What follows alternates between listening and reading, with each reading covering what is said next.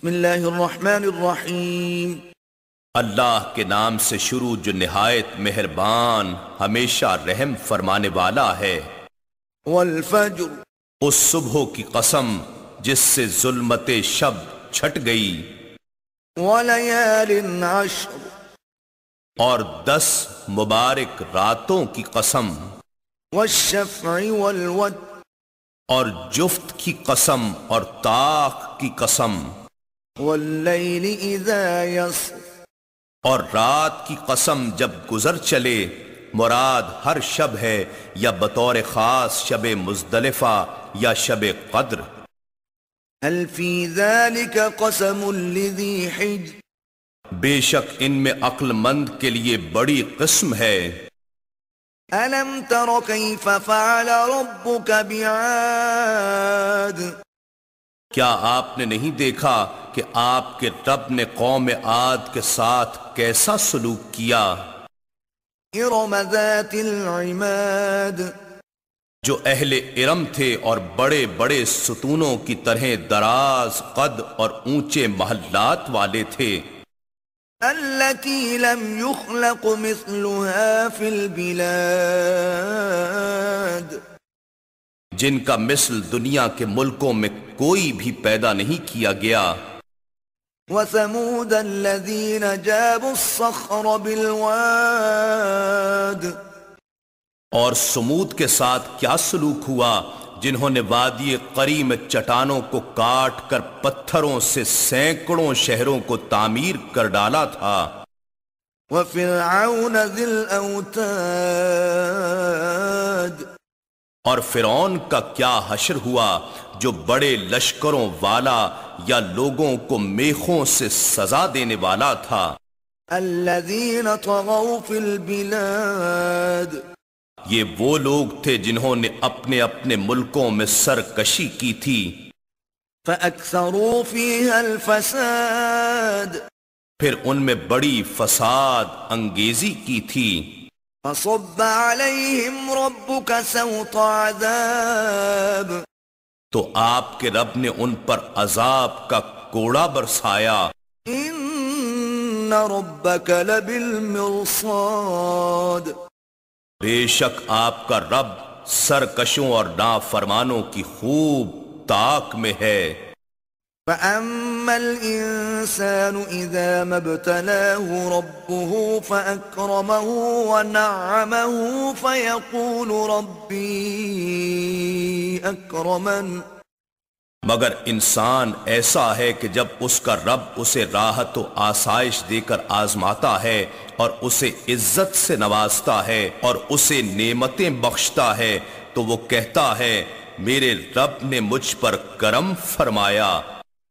وَأَمَّا إِذَا مَا ابْتَلَاهُ فَقَدَرَ عَلَيْهِ رِزْقَهُ فَيَقُولُ رَبِّي أَهَانَنِ، لیکن جب وہ اسے تکلیف و مصیبت دے کر آزماتا ہے اور اس پر اس کا رزق تنگ کرتا ہے تو وہ کہتا ہے میرے رب نے مجھے ذلیل کر دیا۔ كلا بل لا تكرمون اليتيم، یہ بات نہیں بلکہ حقیقت یہ ہے کہ عزت اور مال و دولت کے ملنے پر تم یتیموں کی قدر و اکرام نہیں کرتے۔ ولا تحاضون على طعام المسكين، اور نہ ہی تم مسکینوں یعنی غریبوں اور محتاجوں کو کھانا کھلانے کی معاشرے میں ایک دوسرے کو ترغیب دیتے ہو۔ وتأكلون التراث أكلا لما، اور وراثت کا سارا مال سمیٹ کر خود ہی کھا جاتے ہو، اس میں سے افلاس زدہ لوگوں کا حق نہیں نکالتے۔ وتحبون المال حبا جما، اور تم مال و دولت سے حد درجہ محبت رکھتے ہو۔ كلا إذا دكت الأرض دكا دكا، یقیناً جب زمین پاش پاش کر کے ریزہ ریزہ کر دی جائے گی، وجاء ربك وربك والملك صفا صفا اور آپ کا رب جلوہ فرما ہوگا اور فرشتے قطار در قطار اس کے حضور حاضر ہوں گے. وجيء يومئذ بجهنم يومئذ يتذكر الإنسان وأنى له الذكرى. اور اس دن دوزخ پیش کی جائے گی. اس دن انسان کو سمجھ آ جائے گی مگر اب اسے نصیحت کہاں فائدہ مند ہوگی. يقول يا ليتني قدمت لحياتي. وہ کہے گا اے کاش میں نے اپنی اس اصل زندگی کے لیے کچھ آگے بھیج دیا ہوتا جو آج میرے کام آتا. فَيَوْمَئِذٍ لَا يُعَذِّبُ عَذَابَهُ أَحَدٌ. سو اس دن نہ اس کے عذاب کی طرح کوئی عذاب دے سکے گا وَلَا يُوثِقُ وَثَاقَهُ أَحَدٌ. اور نہ اس کے جکڑنے کی طرح کوئی جکڑ سکے گا. يَا أَيَّتُهَا النَّفْسُ الْمُطْمَئِنَّةُ. اے اطمینان پا جانے والے نفس، ارجعی الی ربک راضیۃ مرضیہ.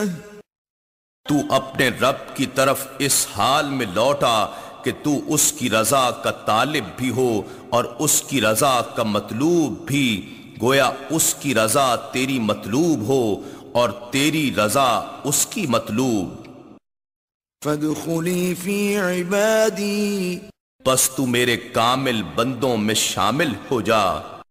وادخلی جنتی. اور میری جنت قربت و دیدار میں داخل ہو جا. انا نحن نزلنا الذکر وانا له لحافظون. بے شک یہ ذکر عظیم قرآن ہم نے ہی اتارا ہے اور یقیناً ہم ہی اس کی حفاظت کریں گے.